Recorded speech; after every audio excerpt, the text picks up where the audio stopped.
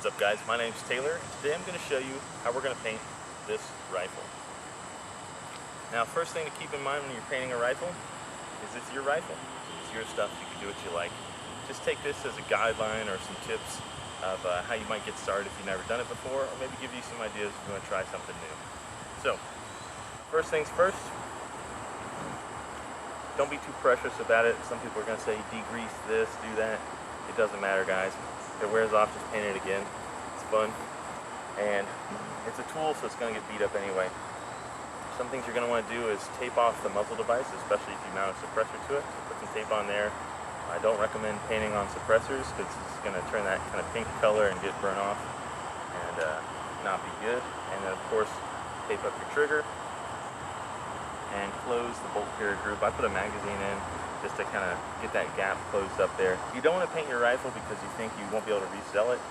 I don't really like to sell too much stuff, but this receiver itself has been painted and stripped 3 times now, and so it's going to get painted again. And I just use citrus strip. It's totally awesome, doesn't mess with the anodizing, and it just goes right back to black. I use a spray can version, it's the easiest. The paste that comes in a jug gets kind of gunked up in between rails and stuff like that. It's a pain in the butt to clean. So use the can of citrus strip if you want to take any spray paint off. If you want to kind of go back to stock or go sell something. So anyway, that's about it. If you're going to have an optic on the rifle, cover up any numbers that you need, any sort of directions there that you might not want to forget. And of course, make sure those caps are on and the lenses are nicely covered. Alright, let's get started. I'm going to have lighter colors on my base coat, and I'm going to go darker in the details. I really only need a couple cans of spray paint. This is just what I had laying around in my garage. These are all half empty. And then something to break up a little texture, as well as maybe something to mask stuff off, and of course some tape. That's really all you need to do this. It's super cheap. Let's get started. I also have an upper here that I'm going to be painting at the same time. I've taped off the bottom and the muzzle device. Dude, I just started. They're freaking getting me like crazy. This is for you. Alright, I'm starting with this nice flat dark sand. Sand or khaki, flat dark earth, great colors to start with, especially in my area. And I'm basically just going to cover this whole thing for the base coat, and then I'll go from there. If you have a bipod, you can set your gun like this, or you can just set it sideways on the ground. If you're in a garage, use a piece of cardboard. I used to go through the trouble of like hanging my guns up on a little rope and everything. It's too much trouble, guys. This is how it's going to be in the field, so this is a perfect way to look at it. Just put the bipod on and go from there. Now when you're getting the base coat, see how I just did that? And the bottom is not painted, so I'm just going to hit that real quick. Like I said, don't be too precious. Just get some paint on this thing. This paint is also going to let the other paint stick to it, right? You're going to get better adhesion after I get my base coat.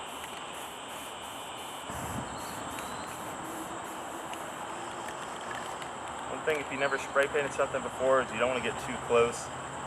It'll make nasty lumps. Less is more. I used to do a couple coats for the base coat, but now I just kind of let it ride. Get it nice and thick on there, it doesn't really matter if it scrapes off later. If you want it to last longer, I'll apply this in maybe 2 coats. I do a light dusting and then I cover it like I am now. Be sure to always hit the front of your rifle as well. Any flat surfaces like this will just stay black if you don't make sure to get that angle. So the front of the receiver, front of the rail, front of the bipod. Alright, so here's normally where I would take my base coat and I hit it with some heavy contrast, maybe a dark green or a dark brown. For this one, I just want to hit it with this little nutmeg color, which is such an awesome color. I'm just going to do some basic stripes with it. And then I'll have some darker accents on top of that. So now you want to go to the store and buy yourself a new tool so you can get a cardboard box. Just going to rip it up. If I can rip it right here, that'd be awesome. Perfect. So now I've got 2 little pieces like that. What I'm going to do is lay it on the rifle. Like I said, don't be too precious. Lay the rifle down and spray it down. Always shake up your spray paint can. Otherwise that'll happen.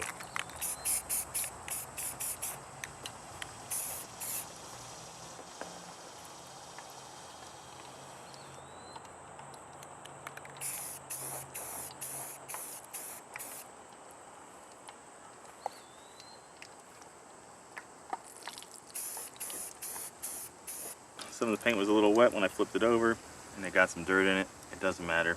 It'll wipe off and it'll just add to that texture. And then that's still wet, but I'm going to go ahead and add some darker contrast here. Some flat forest green. So this one I'm going to do nice skinny strips.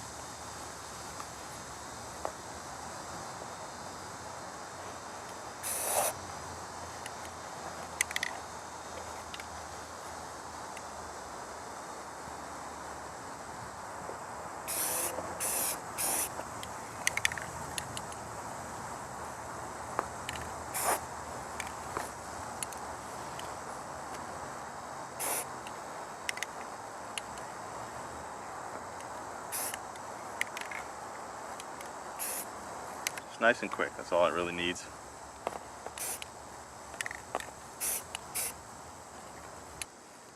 Now if you see what I'm doing here when I spray these lines, one side will get a hard contrast and one will get a soft contrast, and it's a little bit random, and that randomness adds to the natural look to it, right? So hard contrast is not necessarily bad. From farther away it's going to break it up better than just a one big blob of soft contrast. That's why we're using these stencils. If I just spray and make a big blobby line, it's going to look alright, and that's fine, it gets the job done. It could be just that little bit better, so why not go that way? Now stuff here that makes stuff look really good is if you get a net or a screen type pattern, I just place it over here, just real lightly hit it. What that's going to do is going to blend some of those darker colors back in.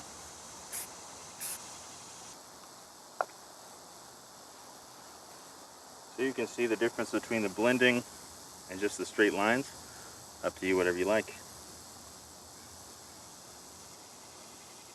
Here's one for you guys. It's one of the oldest tricks in the book. Just grab some grass. Voila, instant stripes.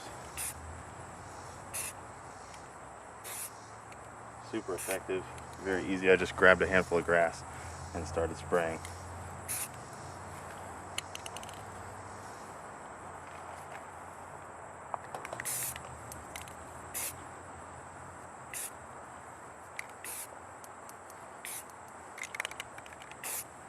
A little more variance, take a different color. Give it some pizzazz.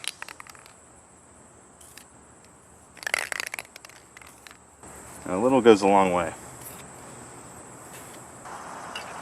Don't forget the top of your gun here. And the bottom.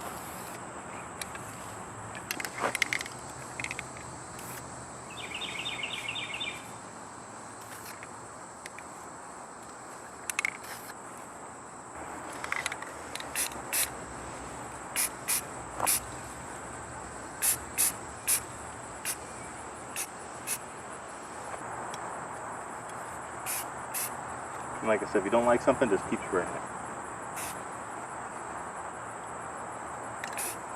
Oops. And watch your hands.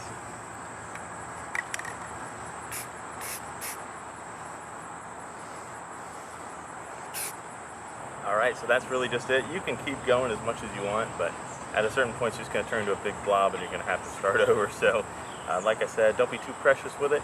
Have fun, and the more you know, the harder you are to kill.